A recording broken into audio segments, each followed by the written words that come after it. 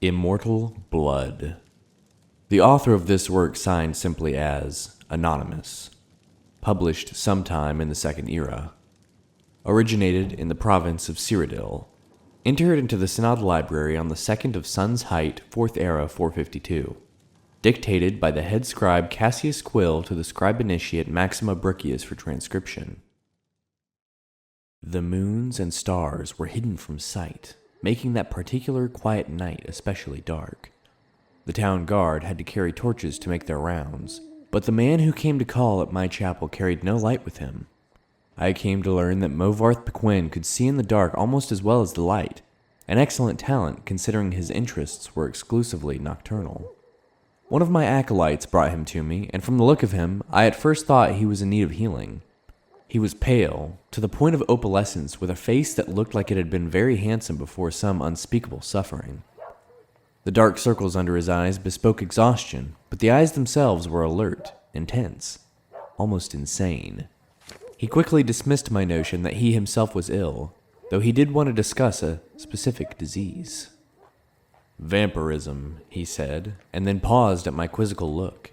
I was told that you were someone I should seek out for help understanding it. Who told you that? I asked with a smile. Tessina Gray. I immediately remembered her. A brave, beautiful knight who had needed my assistance separating fact from fiction on the subject of the vampire.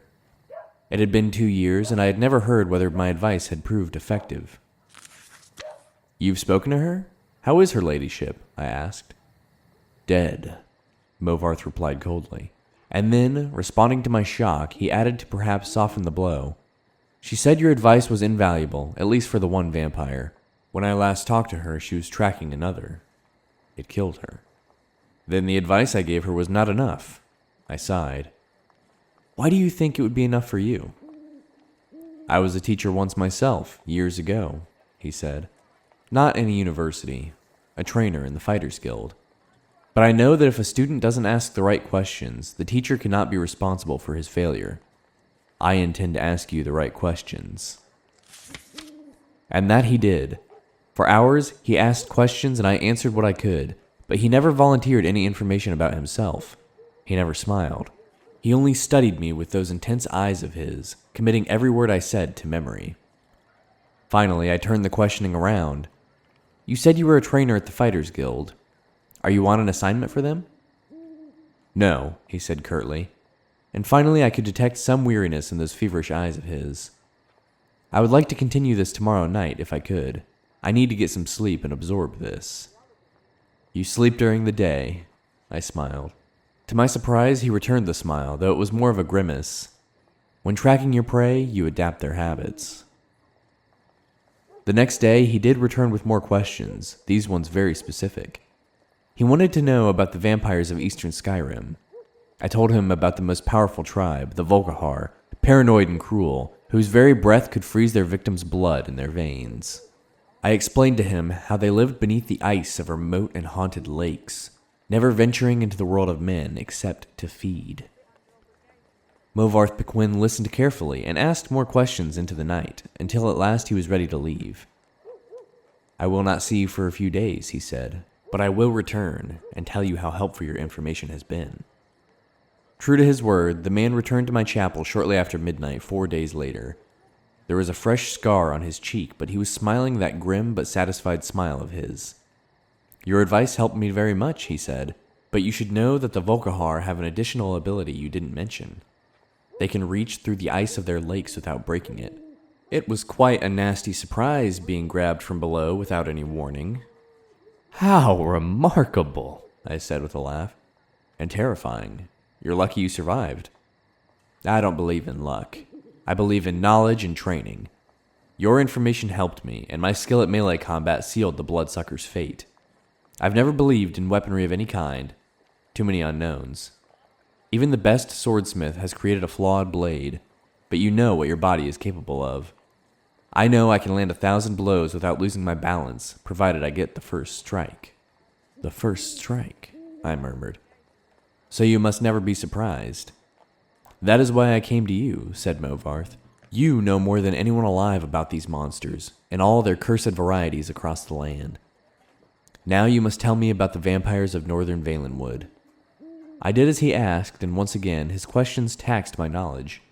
There were many tribes to cover. The Bonsamu, who were indistinguishable from Bosmer except when seen by candlelight. The Ki-Rilth, who could disintegrate into mist. The Yekef, who swallowed men whole. The dread Talboth, who preyed on children, eventually taking their place in the family, waiting patiently for years before murdering them all in their unnatural hunger. Once again, he bade me farewell, promising to return in a few weeks. And once again, he returned as he said, just after midnight. This time, Movarth had no fresh scars, but he again had new information. You were wrong about the Ki-Rilth being unable to vaporize when pushed underwater, he said, patting my shoulder fondly. Fortunately, they cannot travel far in their mist form, and I was able to track it down. It must have surprised it fearfully. Your field knowledge is becoming impressive, I said. I should have had an acolyte like you decades ago. Now tell me, he said, of the vampires of Cyrodiil. I told him what I could. There was but one tribe in Cyrodiil, a powerful clan who had ousted all other competitors, much like the Imperials themselves had done. Their true name was unknown, lost in history, but they were experts at concealment.